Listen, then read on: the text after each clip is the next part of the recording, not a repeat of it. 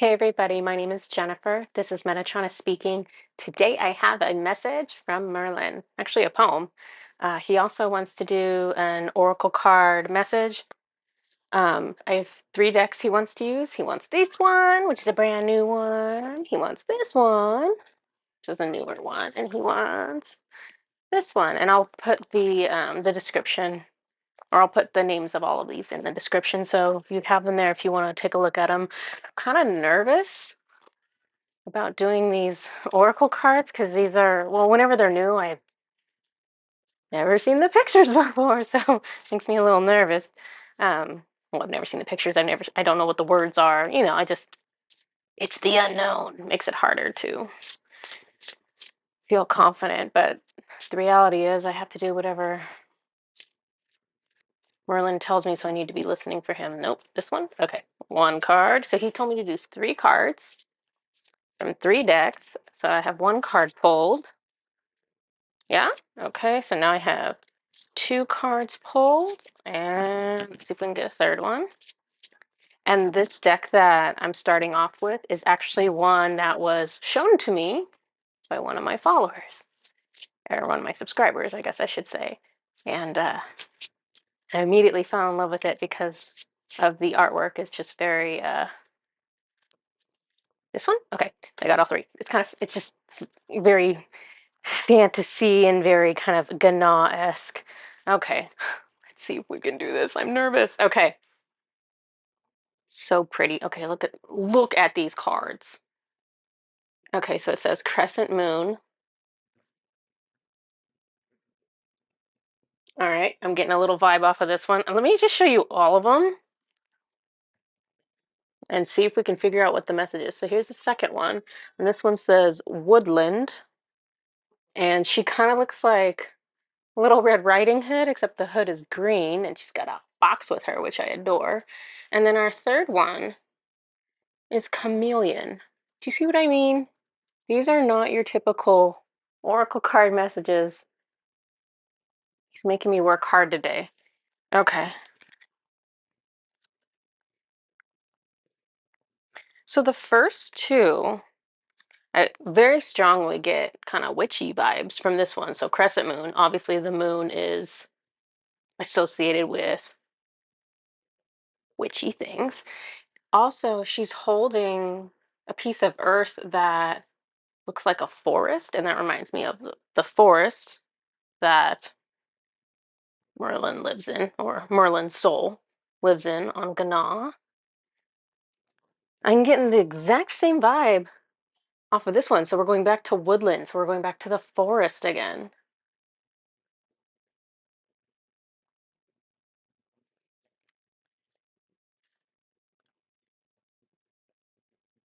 Okay. The third card is throwing me off, so I have to figure out this third card, I feel like, before I tell you about the first two.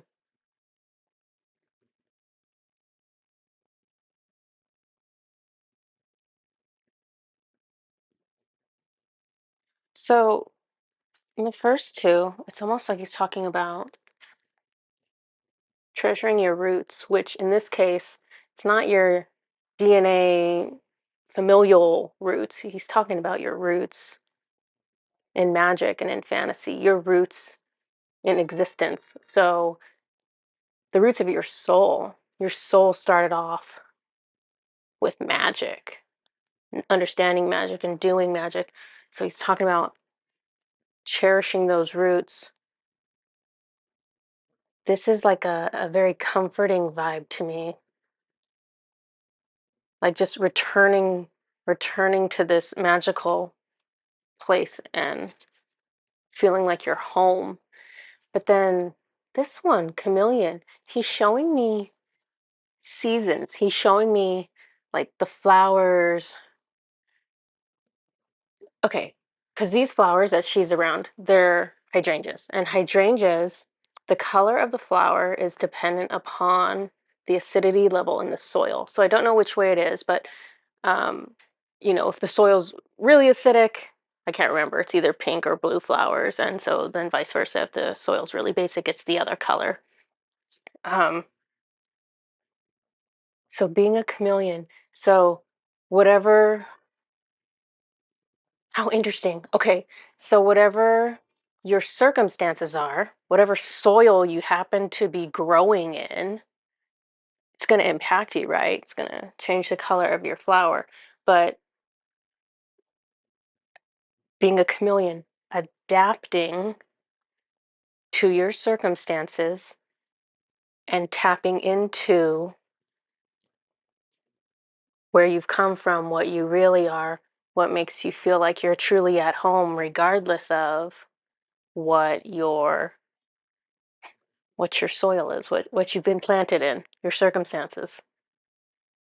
Okay. So he's done messages like this before where he's calling us back into magic and back into kind of what we belong to versus getting too tied up in what's going on in the 3D. By the way, I just itched my face, so it's totally itching again. Okay, so I just want to tell you guys about this. So I've noticed for quite some time, and you may have also, I'm going to get the next deck out while I chatter, that this one? Okay. Um, that I touch my face a lot when I'm on video. Like I feel like it's itchy and I'll like scratch it or touch it. And I don't normally do that in real life. And at first I thought, oh, oh, this one? Okay. Maybe I'm nervous. I'm really not nervous. And then I thought, oh, maybe I'm allergic to my makeup, except it doesn't itch any other time except when I'm on camera. And I literally figured it out today because I was channeling at, I don't know, in the middle of the night, I was channeling, my face started itching. And I was like, is this because when they line up with my energy, I'm like feeling that high frequency vibration on my face and it's registering to me as being itchy and and I get a yes. So I'm sorry I'm itching my face and I'm touching my face during the videos. Um, it's because I am channeling them. So that's why that happened. All right, I have one card. I'm doing the really fancy Whispers of Healing deck. All right, so we've got one card, but we would like three, please. Whoa, this one? No. This one? No. Okay. He's making me work hard for these cards. These cards actually are the ones that they're really pretty, but they stick together. So probably whatever card he wants is getting stuck between multiple cards. So I'm like over here trying to shake each. This one? This one? Okay. Two cards. Oh my goodness. This one? Okay. Three cards. Jeez, yeah, they were really stuck in between. Okay, so first card he gave me. God, I love these pictures. I just love the colors because it's like rainbow colors. Check that out. Barriers. We have this woman with this like epic long hair riding a dragon. What more do you need? Barriers. The second card is trying to make sense of the picture before I show it to you, but I'll just show it to you. It says seek seclusion. So we have somebody up here that's like playing a flower trumpet. It's like an old man.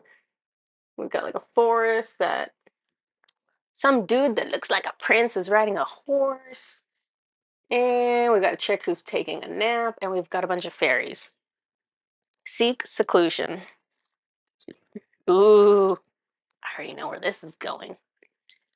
Positive minded people. Oh my gosh. So they're making bubbles, but holy cow, inside those bubbles, oh no. Okay, there we go. Inside those bubbles are like fairies in rainbow colors.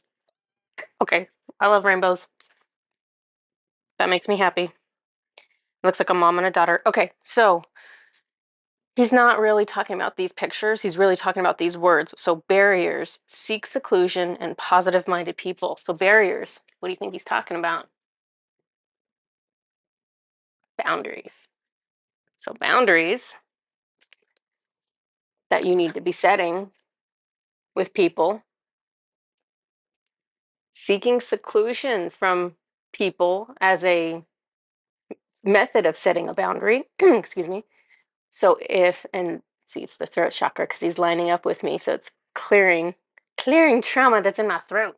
Um, so seeking seclusion.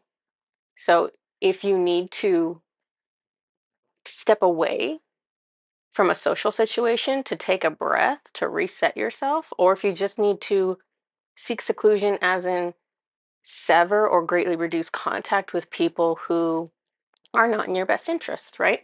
So that is setting a boundary. And instead, spending your time and your focus with positive minded people. Because if you're spending your time with people who drain your energy and make you feel bad about yourself, or make you feel like you can't be your whole self, or people who make you feel like you're being judged or persecuted, that's low vibrational energy. That's going to bring your mood down. That's not going to make you feel sad or mad. Positive minded people focus on, I mean, check this out, focus on the things from your childhood that brought you joy. Look, they're blowing bubbles. This doesn't have to be an expensive or an elaborate thing. This just needs to be you tapping into positivity and joy and everyday beauty. Just taking a moment to recognize colors in a bubble, or whatever the case is. Things that there are beautiful things all around us every day.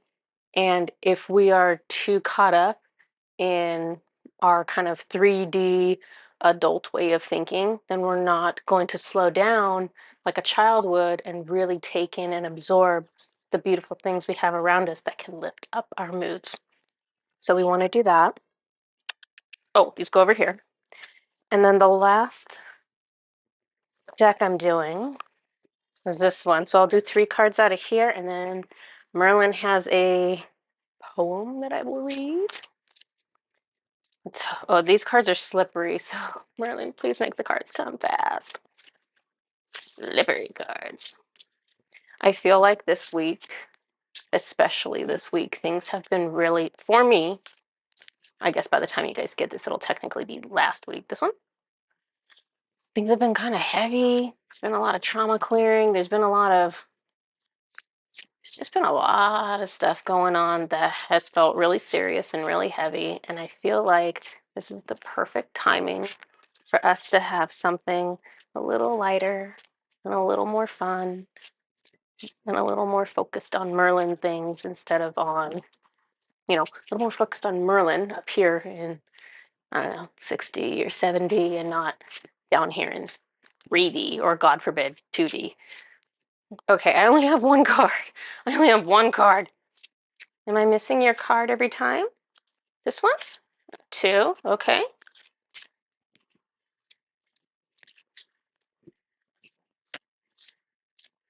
I'm close. Oh, that one? The one that flew out of the deck. Yes, we will take that one. Okay, it's this deck that I literally only use this deck when either Merlin or Metatron chooses this deck to use, so I have zero familiarity with it. Oh my goodness. All right, let's see. Let's see what we're getting. I don't know right off the bat. So we have strength. She's like on one foot. I have no idea what she's doing. She's on one foot. She's holding the entire world with only one hand, and yet she's reaching over here and doing something with these leaves. She looks like she's multitasking to me. This doesn't look like strength. This looks like difficult multitasking. That is the energy I'm getting. She doesn't look happy. Okay, let's see where we're going with this. Do you want this literal? So this one is dry desert. I have a lot of symbolism with deserts, and I'm asking him if that's what he wants me to tap into, and he's saying no. Okay, so he's referencing. Okay, I see where he's going. And this one is magic prayer. Magic. It's the word we're focused on. And looking at her, just kind of leaning back and kind of taking in the magic. And she has what looks like a butterfly wing over her eyes. So it's almost like transforming the way we see things. That's what he wants. Okay, we'll come back to that. Transforming the way we see things. So This is us right now. Well, hopefully it's not us right now, but it's honestly, it is a lot of us right now. We're multitasking, we're struggling. Why are we doing that? Why are we holding up the whole world with one hand and standing on one foot? Why are we putting ourselves through that? It's making us like a dry desert. It's making our souls parched. And look, she's looking for something. She's not satisfied. She's looking for something else. The desert is not where she wants to be. This woman with the magic is relaxed and looks like she's receiving energies and she's receiving instead of giving out too much and searching for something, not being happy with where you are. So instead, trying to remember the words he gave me on this one, transforming the way we see things. Thank you. So instead of following kind of what society tells us and stressing ourselves out and doing too much and outputting, doing tasks, giving to others, um, working, never sitting down, never resting, never taking a nap, never just meditating or doing the things that we love to do, slowing down. So, if that's the way we're viewing the world, we are going to end up like the dry desert. We need to transform what we value and what we pursue in order to feel rejuvenated and filled up. We need to pursue loving ourselves and filling up ourselves. Quit outputting to everyone else. Start inputting to ourselves. And then when we feel full, if we ever feel full, then maybe we can output somewhere else. But don't give resources that you don't have. You know, you feel like an empty cup, but you're still pouring for everybody else. We've got to stop that. So that is what his message is on this one. All right, let me give you. Oops. Oh no, that is the right one. That is the right one. Okay, let me pull up my phone. I'm gonna give you his message. Oh my gosh, he wants to like be in me to tell you the poem because it's making my face itch. I don't know why.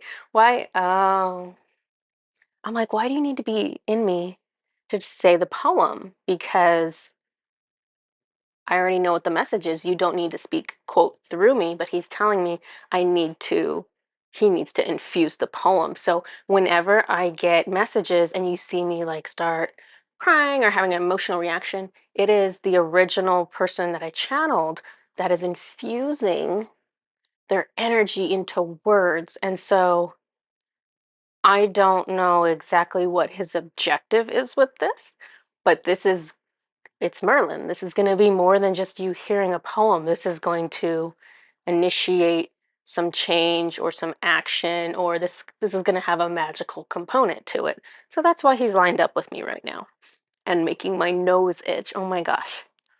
If I tell you about it, maybe I won't have to like scratch my face. Okay. Oh, the other funny thing, stop it. It's like really itchy. The other funny thing that happened is I started channeling this poem from him and we got to the word manifestation.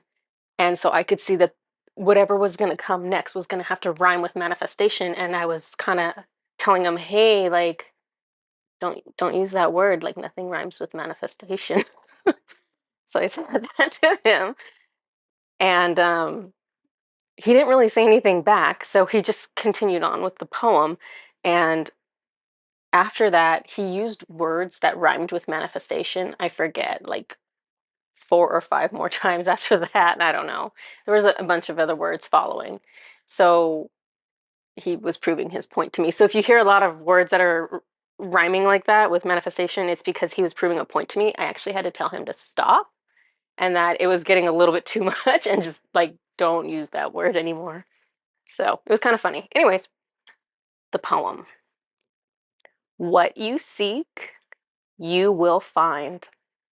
Keep positive thoughts at the top of your mind. This is the law of manifestation. What you think becomes a creation. We all know the darkness is there, but if you focus on it, you'll feel its despair. Let's focus on what makes you smile. Let's take your joys and make a pile. Let's bury ourselves in beautiful things. Let's roll around in what joy brings. It takes discipline and determination to prioritize what brings you elation.